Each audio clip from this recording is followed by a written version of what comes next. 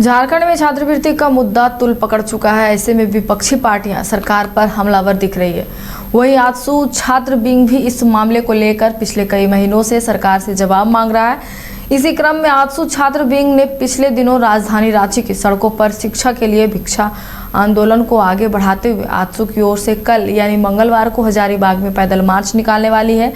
इसकी जानकारी देते हुए आजसू छात्र विंग के प्रदेश अध्यक्ष ओम वर्मा ने बताया कि हमारी पार्टी लंबे समय से झारखंड में छात्रों के हित में छात्रवृत्ति की मांग कर रही है, लेकिन कल्याण विभाग के द्वारा पुलिस का डर दिखाया जा रहा है। लेकिन हम डरने वाले नहीं हैं। इस आंदोलन को आगे बढ़ाते हुए शिक्षा के लिए भिक्षा आंदोलन के तहत कल हजारीबाग के गांधी मैदान से लेकर उपायुक्त कार्यालय तक मार्च निकाली जाएगी।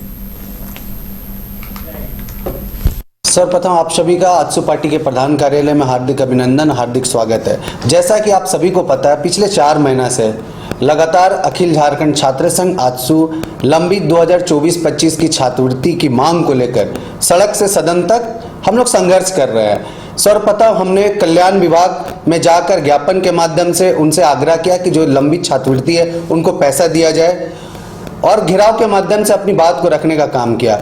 कल्याण विभाग पुलिस का, प्रशासन का डर दिखाकर हमारे कार्यकर्ताओं को जेल में भी डरने का काम किया है। उसके बाद लगातार हम लोग मुख्यमंत्री महोदय हो, मंत्री महोदय हो, उनको ज्ञापन के माध्यम से लंबित छात्रवृत्ति की भुगतान की मांग की है। फिर भी राज्य सरकार का जू तक नहीं उनके दिमाग में गया। फिर हम लोग महामहिम राज्यपाल के माध्यम के पास शिक्षा के लिए भिक्षा आंदोलन के माध्यम से मोराबादी से हम लोग महामहिम राज्यपाल राजभवन तक पहुंचने का काम किए हैं। उसके बाद राज्यपाल महोदय से भी मिलकर लंबित छात्रवृत्ति का भुगतान के लिए हमने आग्रह कहा है।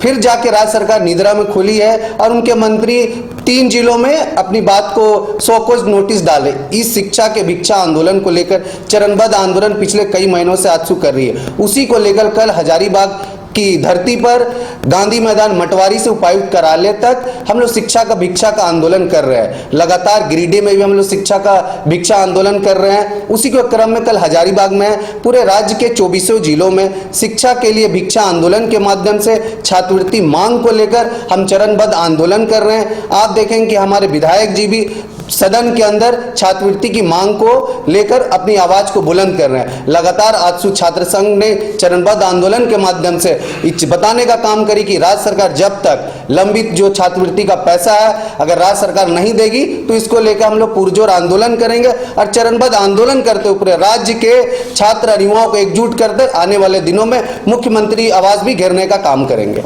जी ने बताया कि हम 4 महीने से लगातार इस विषय को लेकर संघर्षरत हैं।